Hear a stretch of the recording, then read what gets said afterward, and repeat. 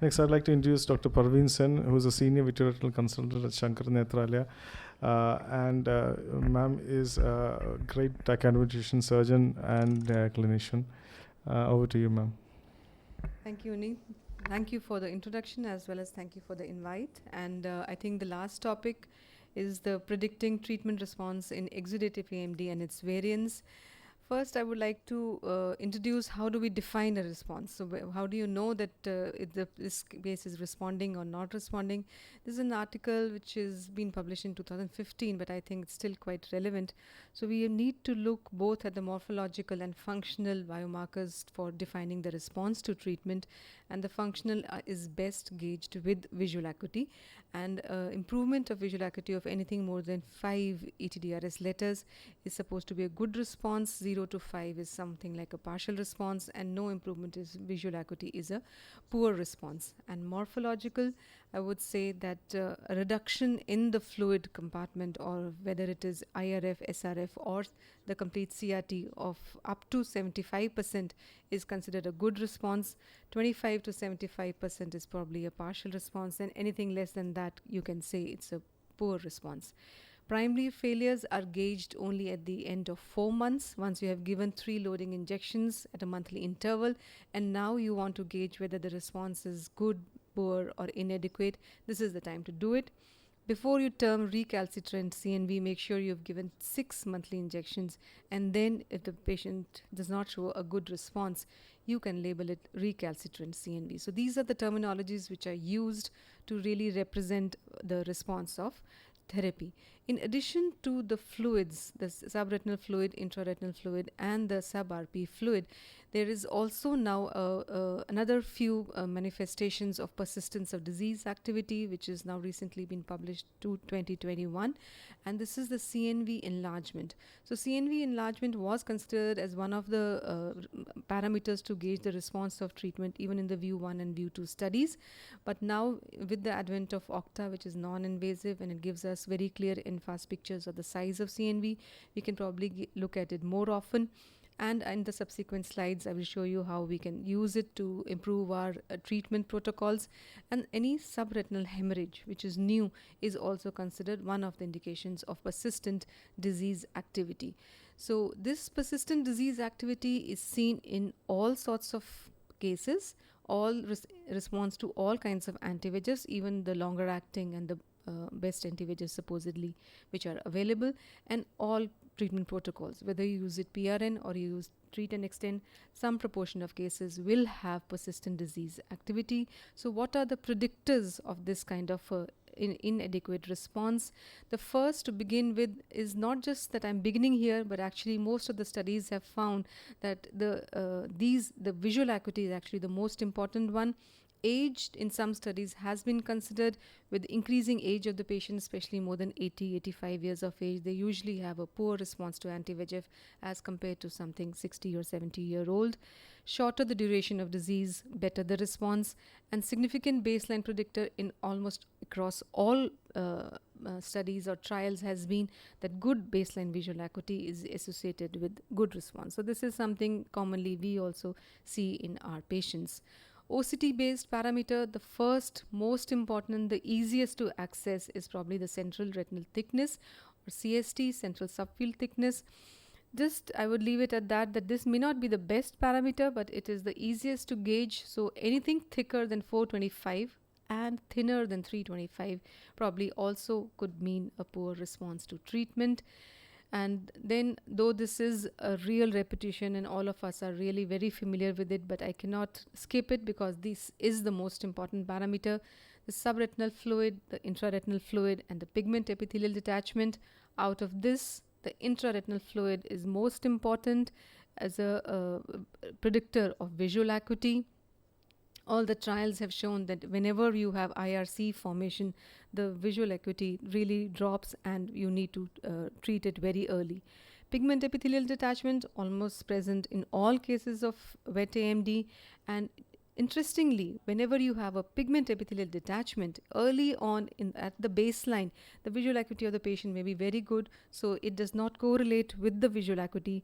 But in the end, if you see the over a long term, patients who have had a pigment epithelial detachment to begin with tend to do worse in response to therapy, probably because of the sub-RPE seat of the fibrovascular prolif, which is fibrovascular tissue which is there. The access to the treatment is less. CNV size, anything, the smaller CNVs are supposed to respond better because the load is much lesser, and any increase in the baseline CNV size is now been correlated in studies that the improvement in visual acuity can be reduced by as much as 5 letters. Type of CNV. So you need to qualify, not every lesion and you just start giving anti-VEGFs, but if you try to look into it, if it's a type 1 CNV, great visual acuity at presentation, but finally may not do so well. Type 2 CNV will respond very quickly, but may form disciform scars. Type 3 CNV, good response, but may end up in a geographic atrophy. And this is an example from one of the publications, and they have mentioned that the occult form of CNV, or the type 1 CNV as we now know it, or is the one which responds poorly. Type 3, very good response initially, but they are the ones which are largely known with formation of macular atrophy, and also they are the ones which are known with diffuse sclerosis of choriocapillaris or a thin choroid. And because of this, actually the term of CNV was changed to MNV to include these RAP lesions because their origin is not choroidal anymore. Their origin may be retinal. So now we call them as MNV and not a CNV. This is one of my patients. You can see July 2021, just a little elevation of the RPs, all that the patient had, and then suddenly came with a sudden drop in vision. These MNVs are known to progress really fast, and the large pigment epithelial detachment, which is this is typical.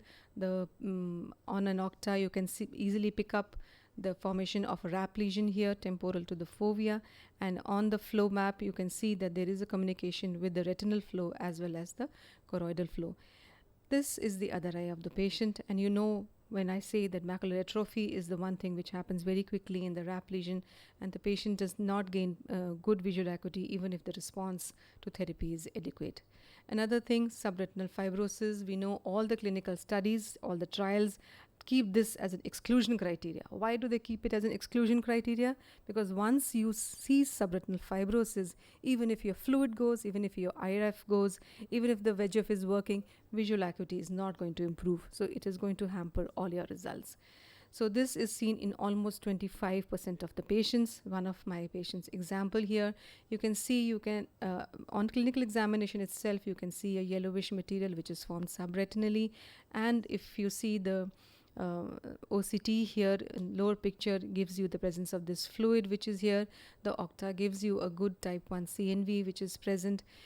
Usually you have most of this fibrosis with type 2 CNV, but with sometimes type 1 MNVs can also give rise to this kind of a fibrosis. The response to treatment is there, but the patient never improved beyond 6/24. Similar thing can happen with subretinal hemorrhage, though less has been spoken about this, but whenever you leave this subretinal hemorrhage untreated, it can actually consolidate and form large scars, and which is what we see most commonly in PCV eyes.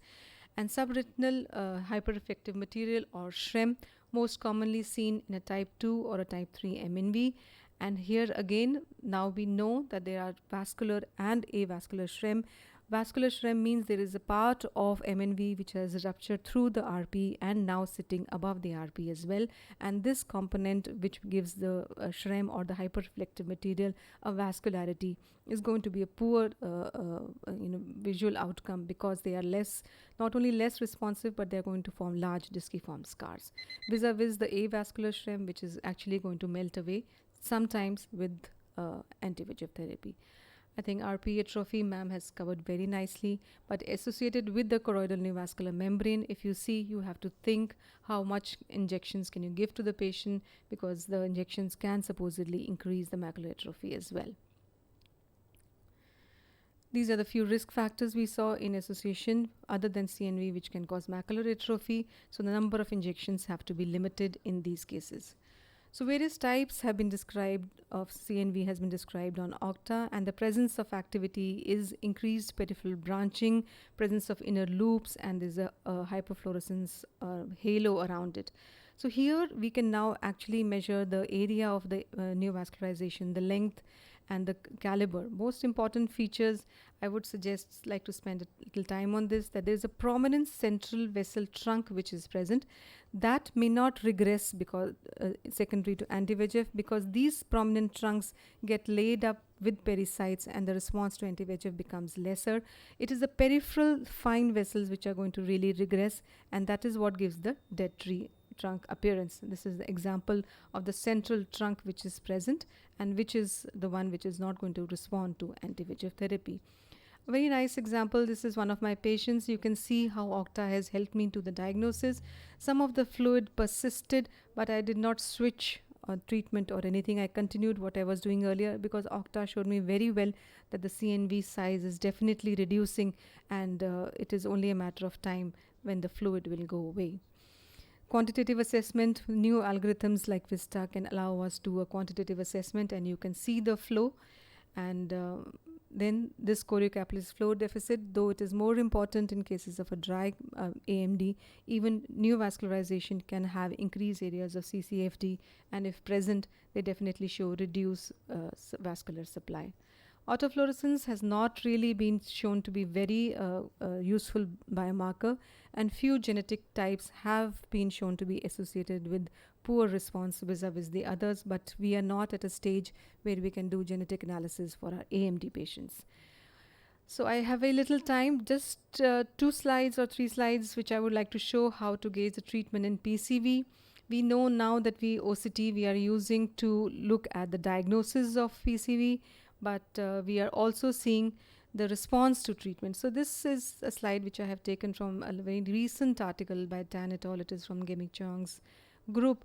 So this is normally how we see that there are nodular hyperfluorescence on ICG, where we see that these are the active polypoidal lesions. But they have tried to see what are the features of response in polypoidal lesions on OCT, and we really need an ICG to say that it is active leaking polypoidal lesion or not.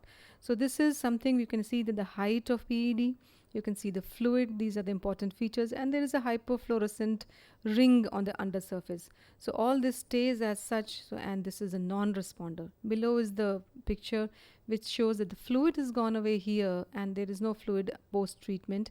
Then this hypospace below the PED has become hyper now. So hyper-echogenicity below the pigment epithelial detachment shows that the response is there, and the ring-like hypofluorescence echogenic area is also not visible anymore. So increase in the echogenicity of the sub-RPE space is actually a good sign of looking at response to treatment. So these are the few biomarkers in PCV which can tell you whether your polypoidal lesion is responding or not. For the BNN is responding or not, we can still look at the SRF and the IRF. And of course, it's not far away that we will not have to really do all this, because deep learning and artificial intelligence, they are forming algorithms to look at the response to treatment. To summarize, there are several morphological and demographic and OCT and OCTA biomarkers. Smaller size SRF, RAP, they may respond to anti-VEGF therapy very quickly, but larger CNVs, older age, PED, IRC, and vitreomacular traction also can be a poor biomarker of disease.